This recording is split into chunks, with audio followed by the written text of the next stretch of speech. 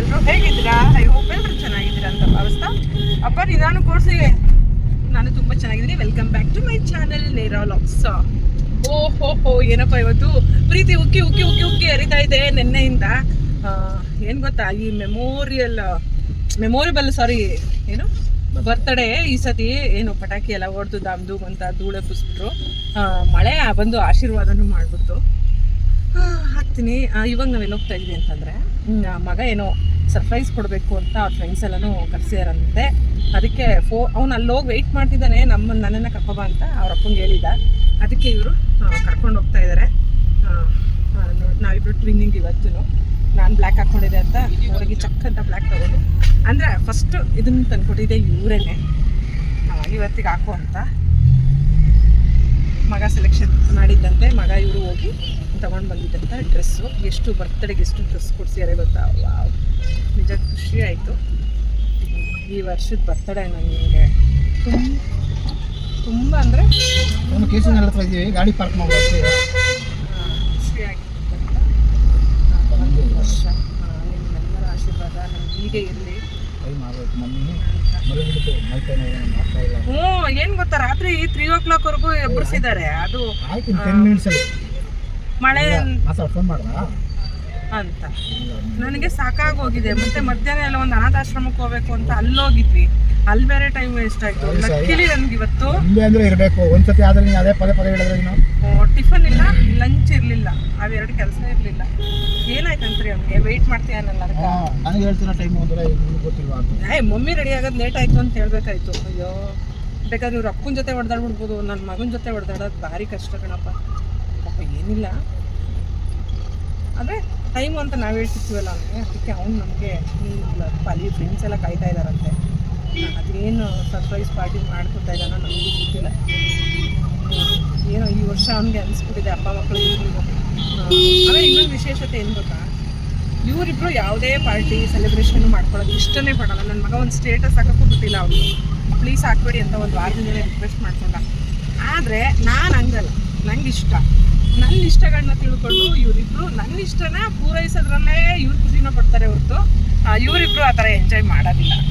ಊಟ ತಿಂಡಿ ಅಷ್ಟೇ, ಅದು ಬಿಟ್ಟರೆ ಈ ಥರ ಸರ್ಪ್ರೈಸ್ಗಳನ್ನ ಇಷ್ಟಪಡೋದು ಅವೆಲ್ಲ ಅದಾದ್ರೂ ನಾನೊಬ್ಬಳೆ. ನಾನು ಏನಾರು ಹಂಗೆ ಆಗ್ಬಿಟ್ಟಿದ್ರೆ ಅಷ್ಟೇ. ಆದರೆ ನನ್ನನ್ನೇನು ಬೇಡ ಅನ್ನಲ್ಲ. ನಾನು ಹೆಂಗೆ ಇಷ್ಟಪಡ್ತೀನೋ ಹಂಗಿರೋಕ್ಕೆ ಇಬ್ಬರೂ ಇಷ್ಟಪಟ್ಟು ನೋಡ್ಕೋತಾರೆ, ಕೋಪ್ರೇಟ್ ಮಾಡ್ತಾರೆ. ಅದೊಂದು ಖುಷಿ ಆಗುತ್ತೆ. ಬಟ್ಟೆ ಇಲ್ವಾ, ಬ್ಯಾಗ್ ಇಲ್ವಾ, ಚಪ್ಪಲಿ ಇಲ್ವಾ, ಪ್ರತಿ ಒಂದನ್ನು ಮ್ಯಾಚಿಂಗ್ ಮಾಡಿ ಮಾಡಿ ಮಾಡಿ ಹೇಳಿ ಇಷ್ಟಿಂದಲೇ ತಂದುಕೊಡ್ತಾರೆ. ಅದೊಂದು ಖುಷಿ. ಎಲ್ಲರಿಗೂ ಆ ಥರ ಒಂದು ಭಾಗ್ಯ ಸಿಗಲ್ಲ. ನಾನು ತುಂಬ ಅದೃಷ್ಟವಂತ. ಇಲ್ಲ ಎಷ್ಟು ಸಲ ಹೇಳ್ಬಿಟ್ಟಿದ್ದೀನೋ, ಅಪ್ಪ ನಾವು ಯಾರು ನಮ್ಮ ಮೇಲೆ ಕಣ್ಣು ಬೀಳದೆ ಇರಲಿ. ಪ್ಲಸ್ ಇನ್ನೊಂದೇನು ಗೊತ್ತಾ, ನಮ್ಮ ಅಪ್ಪ ಅಮ್ಮ ಮಾಡಿದ ಪುಣ್ಯ, ನಮ್ಮ ಅಜ್ಜಿ ತಾತ ಮಾಡಿದ ಪುಣ್ಯ ಅನಿಸುತ್ತೆ. ಒಳ್ಳೆ ಲೈಫ್ ಸಿಕ್ಕಿರೋದು, ಒಳ್ಳೆ ಮಗ, ಒಳ್ಳೆ ಗಂಡ, ಒಳ್ಳೆ ಸಂಸಾರ. ಆ ದೇವರು ನಮಗೆ ಆಯುಷ್ಯ ಆರೋಗ್ಯ ಕೊಟ್ಟು ನೀವೆಲ್ಲರ ಆಶೀರ್ವಾದದಿಂದ ಹೀಗೆ ಇದ್ದರೆ ಅಷ್ಟೇ ಸಾಕಪ್ಪ. ದೊಡ್ಡ ಗಾಡಿ ತಗೊಂಡೋದ್ರು. ಅವನ ಫ್ರೆಂಡ್ಸ್ ಎಲ್ಲ ಹೆಂಗ್ ಬರ್ತಾರೆ, ಇದ್ರಲ್ಲೇ ಹಾಕೊಳ್ಳೋಣ. ಅವರೆಲ್ಲ ಹೋಗ್ಬಿಟ್ಟಿರಂತೆ. ಅಯ್ಯೋ ಡ್ರಾಪ್ ಮಾಡ್ತೀನಿ ಅಂತ ಹೇಳಿ ಕೇಳಿದ್ವಿ ಅವನಿಗೆ. ಅಲ್ಲಿ ಹನುಮಾನ ಹತ್ರ ಬಂದ್ಬಿಡಿ ಅಪ್ಪ ಡ್ರಾಪ್ ಮಾಡಿ ಅಂದ ನಮ್ಮನ್ನ. ಪಾಪ ಹಂಗಾರೆ ಲೇಟ್ ಆಗೋಯ್ತು. ಇನ್ನ ನಾನು ಬೇಗ ರೆಡಿ ಆಗ್ತಿದ್ನಲ್ಲ. ಅವ್ನು ಹೇಳ್ಬಿಡ್ಬೇಕಿತ್ತು ನನಗೆ ಇಷ್ಟೊತ್ತಿಗೆ ರೆಡಿ ಆಗಮ್ಮ ಅಂತ. ನನಗೆ ಆಗ್ತಾನೆ ಇರಲಿಲ್ಲಪ್ಪ. ಇಲ್ಲ, ಒಂದು ನಾನು ಬೆಳಗ್ಗೆಯಿಂದ ಫ್ರೀ ಮಾಡ್ಕೊಬಿಡ್ಬೇಕಿತ್ತು. ಬೆಳಗ್ಗೆಯಿಂದನೂ ಇವತ್ತು ಬಿಸಿ ವಿಡಿಯೋ ಅಪ್ಲೋಡ್ ಮಾಡೋಕ್ಕೂ ನಂಗೆ ಟೈಮ್ ಆಗ್ತಿಲ್ಲ. ವಿಡಿಯೋ ಮಾಡ್ಕೊಳ್ಳೋದು ಈಸಿ, ಕೆಲವೊಂದು ಸತಿ ಅಪ್ಲೋಡ್ ಮಾಡೋದಕ್ಕೆ ತುಂಬ ಅಂದರೆ ತುಂಬ ಟೈಮ್ ತಗೊಳುತ್ತೆ ಗೊತ್ತಾ.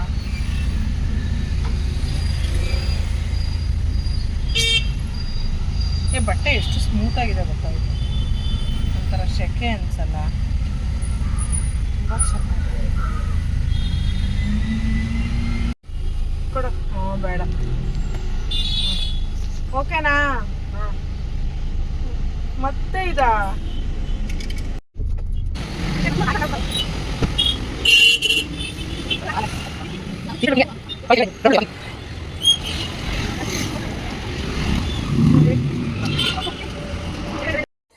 ಎಸ್ ಮಗ ಸರ್ಪ್ರೈಸ್ ಕೊಡ್ತೀನಿ ಅಂತ ಹೇಳ್ಬಿಟ್ಟು ಕಣ್ಣಿಗೆ ಬಟ್ಟೆನ ಕಟ್ಕೊಂಡು ಅಲ್ಲಿ ಕರ್ಕೊಂಡು ಹೋದ್ರು ಇಬ್ಬರೂ. ಫ್ರೆಂಡ್ಸ್ ಕಾಯ್ತಿದ್ದಾರೆ ಅಂತೆಲ್ಲ ಸುಳ್ಳು ಹೇಳಿಬಿಟ್ಟು ನಾನು ಮಗನೇ ಮಾಡ್ತಿದ್ದಾನೆ ಅಂತ ಅಂದ್ಕೊಂಡೆ. ಆದರೆ ಅಲ್ಲಿ ನಡೆದಿದ್ದೇ ಬೇರೆ. ಸೌಮ್ಯ ಅರೇಂಜ್ ಮಾಡಿದ್ಲು. ಅವಳಿಗೆ ಗೊತ್ತು ನನಗೇನು ಇಷ್ಟ ಆಗುತ್ತೆ ಏನು ಇಷ್ಟ ಆಗಲ್ಲ ಅಂತ. ಹಾಗಾಗಿ ಈ ಒಂದು ದೊಡ್ಡ ಸರ್ಪ್ರೈಸ್ನ ನನಗೆ ಕೊಟ್ಟಿದ್ಲು. ಅವಳಿಗೆ ಗೊತ್ತು ಯಾವಾಗಲೂ ನಾನು ಮ್ಯೂಸಿಕ್ ಇಷ್ಟಪಡ್ತೀನಿ ಅಂತ. ಅದಕ್ಕೆ ಒಳ್ಳೊಳ್ಳೆ ಮ್ಯೂಸಿಕ್ನ ಅಲ್ಲಿ ಸೆಲೆಕ್ಟ್ ಮಾಡಿ ಹಾಕಿಸಿ ನನ್ನನ್ನು ವೆಲ್ಕಮ್ ಮಾಡಿಕೊಂಡ್ಳು. Full surprise. ನೀವು ನಂಬ್ತೀರಾ, ನಾನು ಹಿಂದಿನ ಲಾಗಲ್ಲಿ ಹಾಕಿದ್ದೀನಿ. ಬೆಳಗ್ಗೆ ಬ್ರೇಕ್ಫಾಸ್ಟ್ ಅವಳೇ ಮಾಡಿದ್ದಾಳೆ, ಮಧ್ಯಾಹ್ನ ಲಂಚ್ ಅವಳೇ ಕೊಟ್ಟಿದ್ದಾಳೆ. ಅಷ್ಟು ಬ್ಯುಸಿಲಿದ್ದು ನಾನು 3 ಗಂಟೆಲೂ ಅವಳನ್ನ ನೋಡಿದ್ದೀನಿ, ಮಾತಾಡ್ಸ್ಕೊಂಡು ಬಂದಿದ್ದೀನಿ. ಅದಾದಮೇಲೆ ನೆಕ್ಸ್ಟು 4:30ಗೆ ನನ್ನ ಮಗ ರೆಡಿಯಾಗಿ ಬರಬೇಕು ಅಂತ ಹೇಳಿದ್ದು ನನಗೆ. ನಂಗೆ ನಿಜ ಆಗ್ತಿರ್ಲಿಲ್ಲ. ಇನ್ನೊಂದು ದಿನ ಇಟ್ಕೋಬಾರ್ದಾ ಅನ್ಸೋದು. ಪಾಪ ಮಗನಿಗೆ ಬೇಜಾರು ಮಾಡೋದು ಬೇಡ ಅಂತ ನಾನು ಸುಮ್ಮನಾದೆ. ಆದರೆ ಅಷ್ಟೆಲ್ಲ ಕೆಲಸ ಮಾಡ್ಕೊಂಡು ಆ ಹುಡುಗಿ ಮತ್ತು ಇಷ್ಟೆಲ್ಲನೂ ಹೋಗಿ ಅವಳು ಬುಕ್ ಮಾಡಿಕೊಂಡು ಎಲ್ಲ ಮಾಡಿದ್ದಾಳೆ. ಅಪ್ಪ ಎಷ್ಟು ದೊಡ್ಡ ಸರ್ಪ್ರೈಸ್ ಕೊಟ್ಟಿದ್ದಾಳೆ ಅಂದರೆ ನನ್ನ ಲೈಫಲ್ಲಿ ನಾನು ಮರೆಯೋಕ್ಕಾಗೋದು ಇಲ್ಲ. ಯಾರು ನನಗೆ ಹಿಂದೆನೂ ಕೊಟ್ಟಿಲ್ಲ, ಮುಂದೆನೂ ಬಹುಶಃ ಕೊಡೋದಿಲ್ವೇನೋ ಅವಳನ್ನ ಬಿಟ್ಟರೆ. ನಾನು ಇಷ್ಟು ವರ್ಷದ ಲೈಫಲ್ಲಿ ನಾನು ಇಷ್ಟು ಖುಷಿಯಾಗಿದ್ದಿದ್ದು ಬರ್ತಡೇ ಅಂದರೆ ಸತ್ಯವಾಗಲೂ ಇದೇನೆ. ಅದನ್ನು ಹೆಂಗೆ ಹೇಳೋದು, ನನಗೆ ಮಾತೇ ಬರ್ತಿಲ್ಲ. ನೀವು ನೋಡ್ತಿರ್ಬೋದು ನನ್ನ ಖುಷಿನ ನಾನು ತುಂಬ ಎಂಜಾಯ್ ಮಾಡ್ತಾಯಿದ್ದೆ ಅವತ್ತು. ಇನ್ನೊಂದೇನು ಗೊತ್ತಾ, ನನ್ನ ಖುಷಿ ನೋಡಿ ಖುಷಿ ಪಡ್ತಿದ್ದು ನನ್ನ ಗಂಡ. ಅವ್ರ ಮುಖದಲ್ಲಿ ಭಾಳ ನಗು ಇತ್ತು.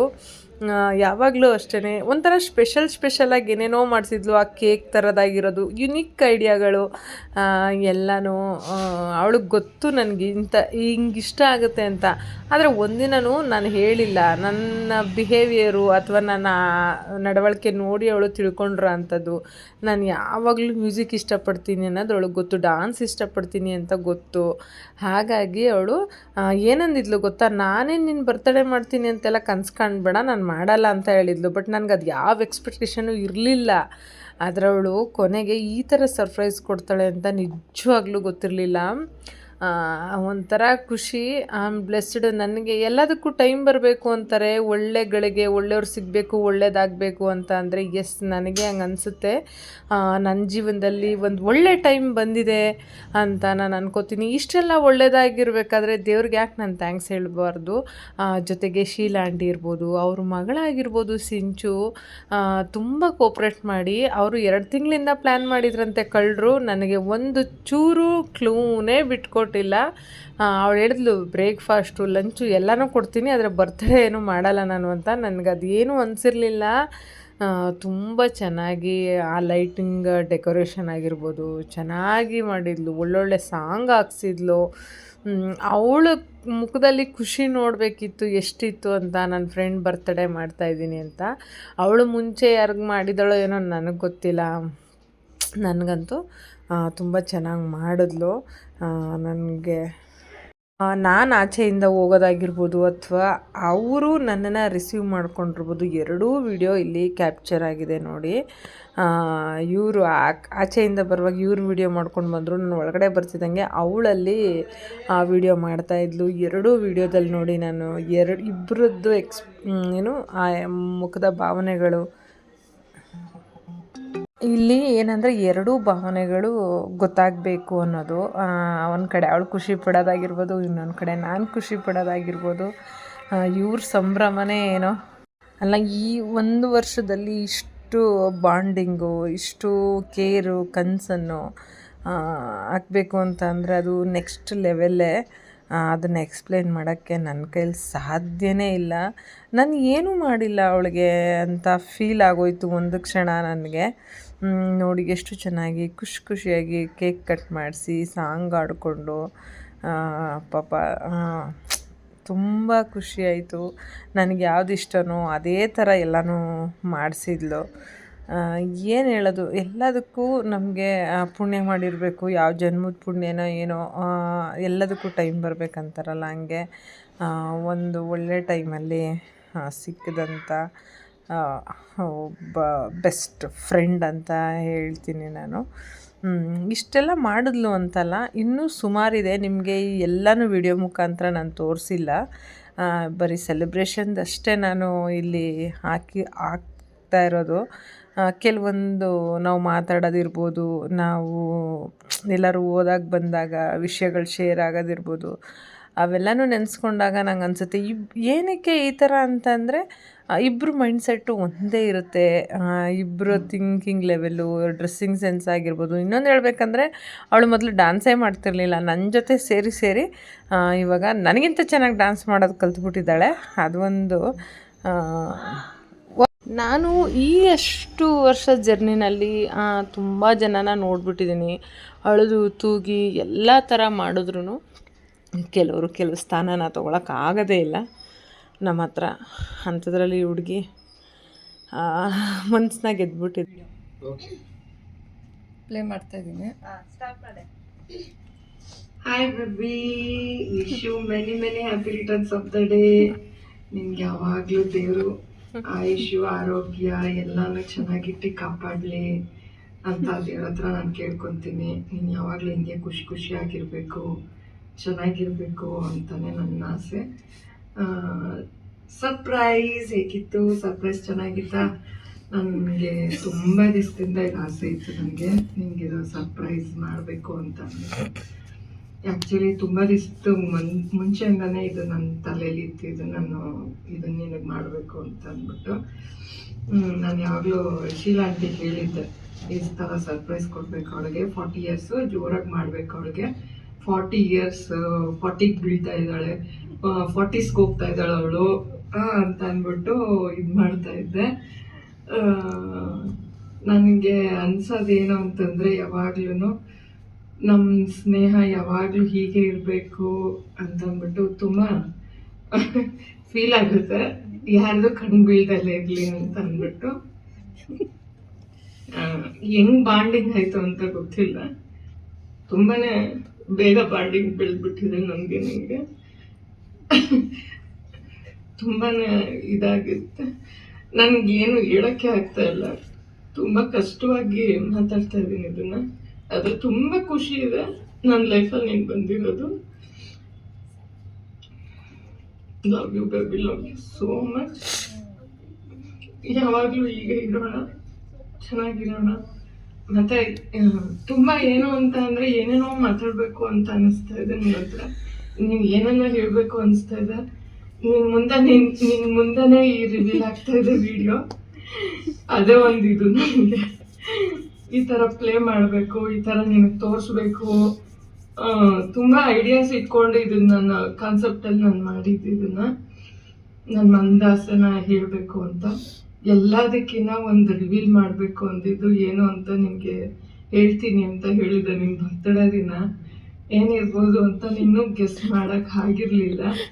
ಆದರೆ ನಾನು ಕ್ಯಾಲೆಂಡ್ರಲ್ಲಿ ಯಾವಾಗೋ ನಿನ್ನ ಬರ್ತಡೇ ಅಂತ ಅಂದಾಗಲೇ ನನ್ನ ಮನಸ್ಸಲ್ಲಿ ತುಂಬ ದಿವಸದಿಂದ ಇದ್ದಿದ್ದು, ಅದನ್ನು ಯಾವಾಗಲೂ ಅದೇ ಥರ ಸೇವ್ ಮಾಡಿ ಇಟ್ಟಿದ್ದೆ.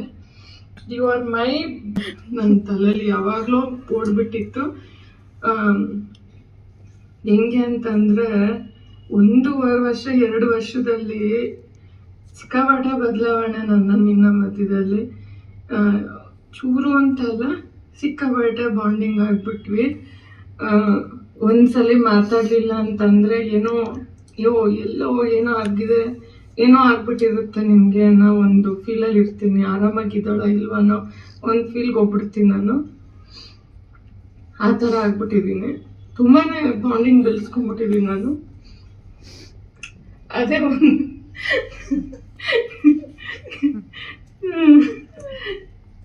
ಲವ್ ಯು ಬೇಬಿ ಗೊತ್ತಾ, ನನಗೆ ಗೊತ್ತಿಲ್ಲ, ಯಾಕಂದರೆ ನಾನು ಆ ಥರನೇ ಸೇವ್ ಮಾಡಿದ್ದೀನಿ.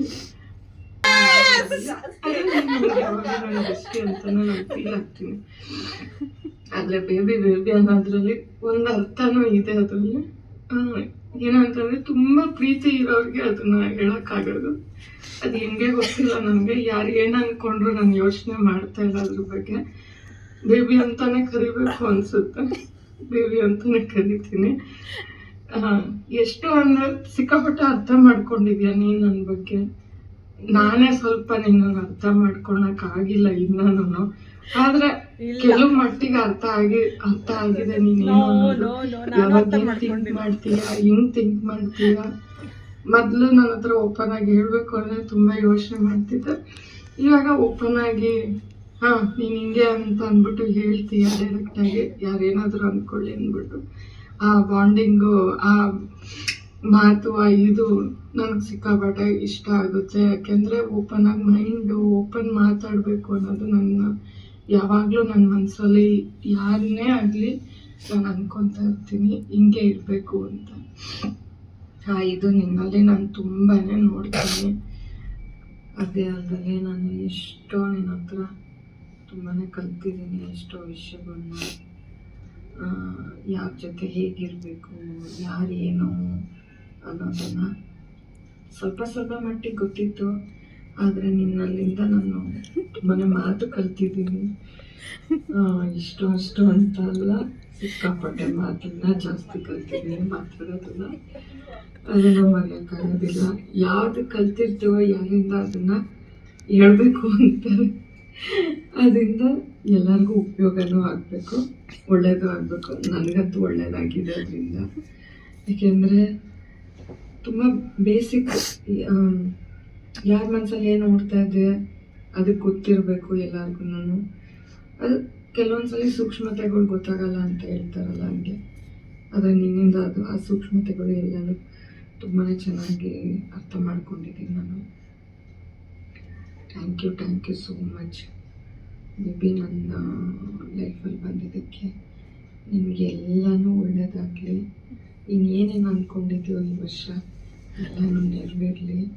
ನಾನು ತುಂಬ ಬ್ಲೇಡ್ ಆಗ್ತಿದ್ದೀನಿ, ತುಂಬ ಮಾತಾಡ್ತಿದ್ದೀನಿ, ಏನೇನೋ ಹೇಳ್ತಿದ್ದೀನಿ ಅಂತ ಏನೇನೋ ಅಂದ್ಕೊಬೇಡ. ನನಗೆ ನನ್ನ ಮನಸ್ಸಲ್ಲಿ ಏನಿದೆ ಅದನ್ನು ತುಂಬ ದಿವಸದಿಂದ ಹೇಳಬೇಕು ಅನ್ನೋ ಒಂದು ಆಸೆ ಇತ್ತು. ಅದು ಈ ಮುಖಾಂತರ ಹೇಳ್ತಾ ಇದ್ದೀನಿ. ಇನ್ನೂ ಮುಗಿಸ್ತಿದೆ ಹೇಳೋದು, ಆದರೆ ಇಷ್ಟು ಮಟ್ಟಿಗೆ ಮುಗಿಸ್ತಾ ಇದ್ದೀವಿ. ನೀನು ಜಾಸ್ತಿ ಕೇಳಿಸ್ಕೊಂಡ್ರಲ್ವ ಅವಳು ಮನದಾಳದ ಮಾತು, ನನ್ನ ಬಗ್ಗೆ ಏನೇನು ಮಾತಾಡಿದ್ಲು ಎತ್ತ ಅಂತ. ಆಮೇಲೆ ನೆಕ್ಸ್ಟು ಈ ಸರ್ಪ್ರೈಸ್ನ ನನಗೆ ಕೊಟ್ಟಳು.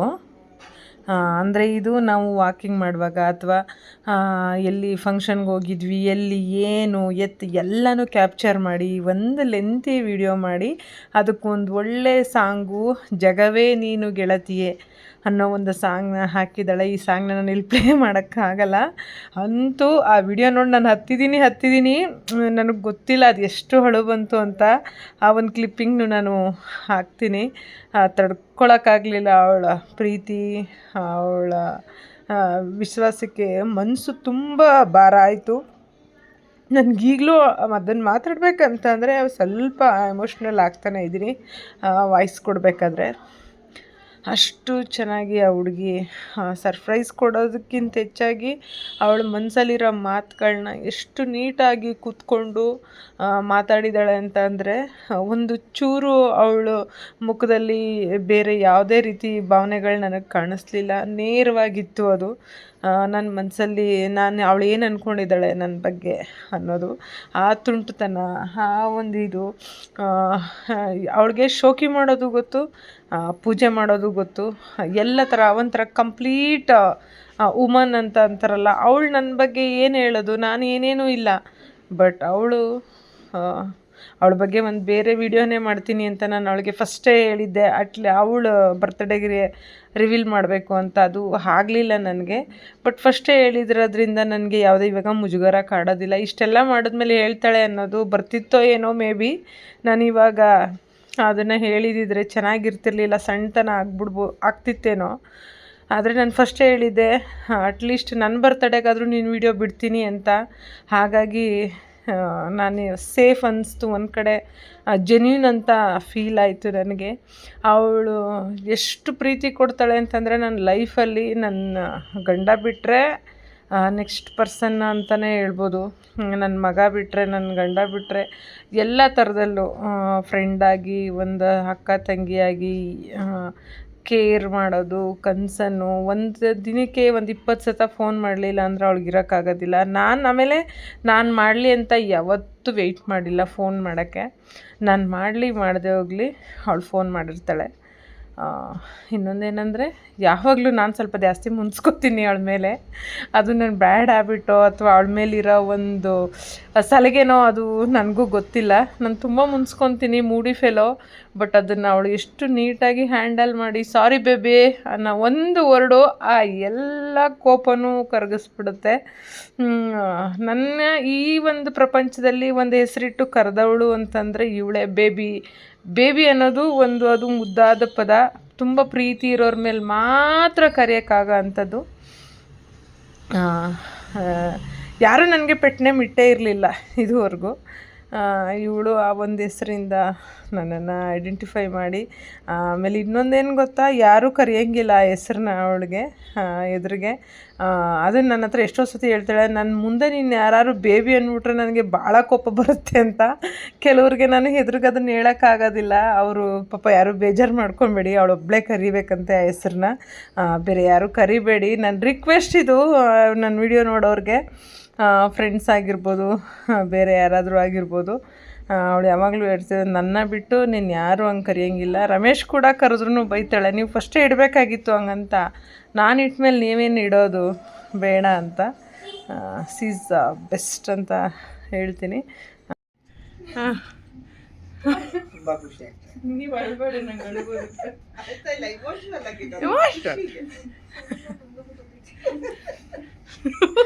ಅಲ್ಲ ನನ್ಬಿಟ್ಟು ಜಗಳ ಮಾಡೋದು ನಿಲ್ಸಲ್ಲ. ನಾನು ಜಗಳ ಮಾಡೋದು ನಿಲ್ಸಲ್ಲ. ನನಗೆ ಹೆಂಗೆ ಫ್ರೆಂಡು ಅವಳು, ರಮೇಶ್ಗೂ ಕೂಡ ಹಾಗೆ ಫ್ರೆಂಡು. ನನಗೆ ಯಾವಾಗಲೂ ಸ್ವಲ್ಪ ಅದು ಜಲಸ್ ಇರುತ್ತೆ ಅವರಿಬ್ಬರು ಫ್ರೆಂಡ್ಶಿಪ್ ನೋಡಿ. ನಾನು ಯಾವಾಗಲೂ ರಮೇಶ್ಗೆ ಹೇಳ್ತಿರ್ತೀನಿ, ನೋಡಿ ಇಷ್ಟು ಒಳ್ಳೆ ಫ್ರೆಂಡು ನೀನು, ಅವಳಿಗೆ ನನಗೆ ಆ ಥರ ಒಬ್ಬ ಫ್ರೆಂಡ್ ಇಲ್ಲ ಅಂತ ಸುಮ್ಮನೆ ಅವ್ರನ್ನ ರೇಗಿಸ್ತಾ ಇರ್ತೀನಿ. ಅವರು ತುಂಬ ಎಮೋಷ್ನಲ್ ಆದರೂ ಪಾಪ. ಯಾಕೆಂದರೆ ನನ್ನ ಹೆಂಡತಿ ಮುಖದಲ್ಲಿ ಖುಷಿ ಪಡಿಸಿದ ಮೊದಲನೇ ವ್ಯಕ್ತಿ ಅಂದರೆ ನೀವೇ ಅಂತ ಅವರು ಹೇಳಿದ್ದಾರೆ. ಅವ್ರಿಗೇನಿಲ್ಲ, ಒಂದೇ ಉದ್ದೇಶ, ನಾನು ಖುಷಿಯಾಗಿರಬೇಕು ಅನ್ನೋದು. ನನ್ನ ಒಂದು ಉದ್ದೇಶ ಅವರು ಖುಷಿಯಾಗಿ ಆರೋಗ್ಯವಾಗಿರಬೇಕು ಅನ್ನೋದು. ಒಂದು ಬಾಂಡಿಂಗ್ ಅನಿಸುತ್ತೆ ನಮ್ಮನ್ನು ಇಲ್ಲಿವರೆಗೂ ಗಟ್ಟಿಯಾಗಿ ಎಳ್ಕೊಂಡು ಬಂದಿರೋ ಅಂಥದ್ದು. ಯಾರೇನೇ ಮಾಡು, ಎಷ್ಟೇ ಸಮಸ್ಯೆ ಬರಲಿ, ಏನೇ ಬರಲಿ. ಆಮೇಲೆ ಸ್ವಲ್ಪ ಹೊತ್ತೆಲ್ಲ ಆದಮೇಲೆ ಅಲ್ಲೇ ಜ್ಯೂಸ್ ಎಲ್ಲ ಆರ್ಡರ್ ಮಾಡಿ ತೊಗೊಂಡ್ವಿ. ತುಂಬ ಒಳ್ಳೆ ಟೈಮ್ನ ಅಲ್ಲಿ. ಇನ್ನೊಂದಿದು ದೊಡ್ಡ ಸರ್ಪ್ರೈಸು, ಪ್ರಪೋಸ್ ಮಾಡಿದ್ದು. ಯಾವಾಗಲೂ ನನ್ನ ಫ್ರೆಂಡ್ ಆಗಿರು ಅಂತ ನಾನು ಹೇಳೋದು ಇಷ್ಟೇ. ಅಯ್ಯೋ ಎಲ್ಲ ಸಿಗ್ತಾರೆ, ಏನೋ ಬರ್ತಾರೆ, ಯಾರೋ ಹೋಗ್ತಾರೆ ಲೈಫಲ್ಲಿ. ಬಂದಷ್ಟು ದಿನ ಚೆನ್ನಾಗಿರಬೇಕು, ಅವ್ರ ಮುಂದೆ ನಗಬೇಕು, ಹಿಂದೆ ಮಾತಾಡಬೇಕು ಅನ್ನೋ ಎಷ್ಟೋ ಕಲಬೆರಕೆಗಳಿದ್ದಾವೆ. Seize best. ನಾನು ಅವಳಿಗೆ ಒಂದೇ ಒಂದು ಹೆಸರನ್ನ ಕೊಟ್ಟೆ, ಅದು ತುಂಬ ದಿವಸದಿಂದ ಇತ್ತು. ನಿಧಾನಕ್ಕೆ ಸಿಕ್ಕರು, ನಿಧಿ ಸಿಕ್ಕದೆ ಅಂತ. ಡಿಸರ್ವ್ ಇಟ್ ಅವಳು, ಅದಕ್ಕೆ ಅವಳು ನಿಜವಾಗ್ಲೂ ಆ ಯೋಗ್ಯತೆ ಇದೆ ಅವಳಿಗೆ ಅಂತ ಅನ್ನಿಸ್ತು. ಯಾರೂ ಇದುವರೆಗೂ ನನಗೆ ಪ್ರಪೋಸ್ ಮಾಡಿರಲಿಲ್ಲ, ನನ್ನ ಫ್ರೆಂಡ್ ಕೊನೆವರೆಗೂ ಫ್ರೆಂಡಾಗಿರು ಅಂತ. ಕೆಲವೊಂದು ನಾನು ಅಲ್ಲಿ ಕಟ್ ಮಾಡಿದ್ದೀನಿ, ಕಣ್ಣು ಬೀಳಬಾರ್ದು ಅಂತ ವಾಯ್ಸ್ನ ತೆಗೆದುಬಿಟ್ಟಿದ್ದೀನಿ.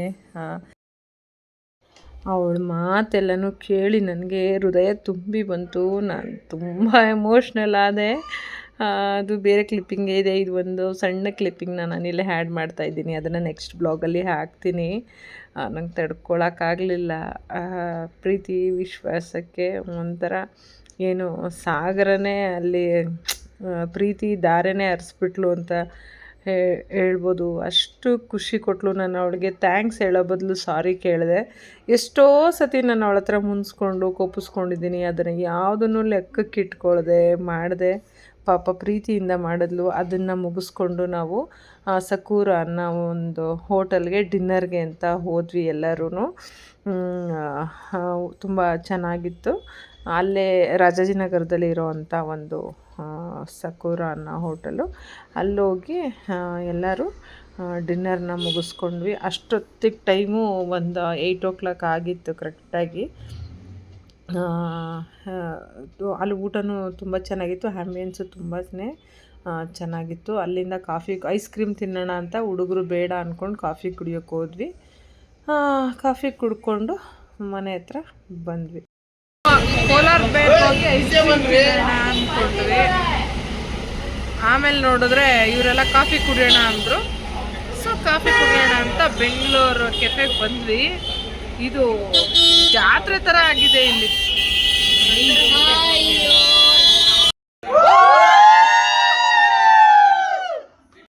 ಈ ವಿಡಿಯೋ ಯಾರಿಗೆಲ್ಲ ಇಷ್ಟ ಆಯಿತು ದಯವಿಟ್ಟು ಲೈಕ್ ಮಾಡಿ, ಶೇರ್ ಮಾಡಿ, ಕಮೆಂಟ್ ಮಾಡಿ. ಶುಭರಾತ್ರಿ. ನೆಕ್ಸ್ಟ್ ವಿಡಿಯೋದಲ್ಲಿ ಸಿಗ್ತೀನಿ. ಬಾಯ್ ಬಾಯ್.